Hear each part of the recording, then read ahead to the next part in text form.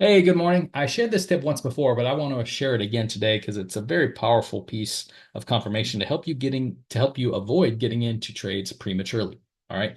So you can see here price has been moving up. Now we actually did have a macro trend arrow down in here as well. So this would have qualified for a trade if you had gotten four arrows in a row opposing the trend. Now this is a situation where actually you did not, right? You actually got two arrows, then it was interrupted, and then you had three arrows. So you actually never got four arrows opposing the trend. So if you're following the strategy to the letter, you would have never taken a trade up here. All right, so that's good.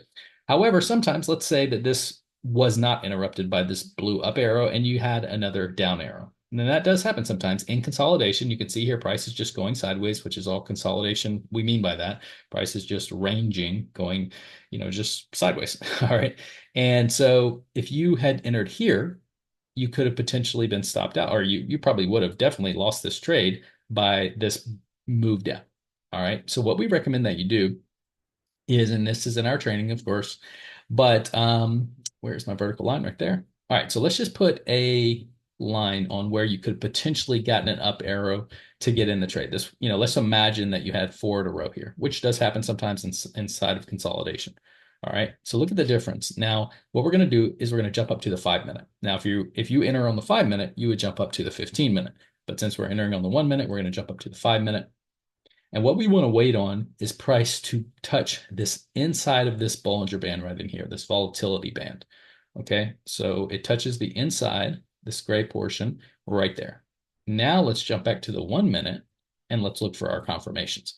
So now is where we should start looking for our four arrows opposing the trend.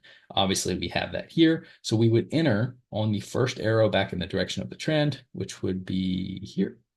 All right, right there. That would have been your entry as opposed to getting in way up here. You see the difference? So it helps you buy at the bottom and sell at the top, of course, if you use it in reverse when you're looking for sells. So you would have suffered a little bit of drawdown here, but you would not have lost this trade based off of the parameters that we teach you with where to put your stop and your targets and that kind of thing. And you would have been able to take advantage of this entire move up. All right, depending on where your targets are, you could have gotten out anywhere in here.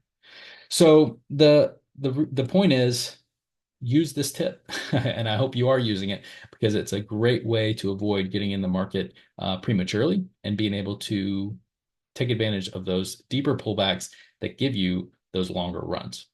All right, take care. God bless. Have any questions? Let me know.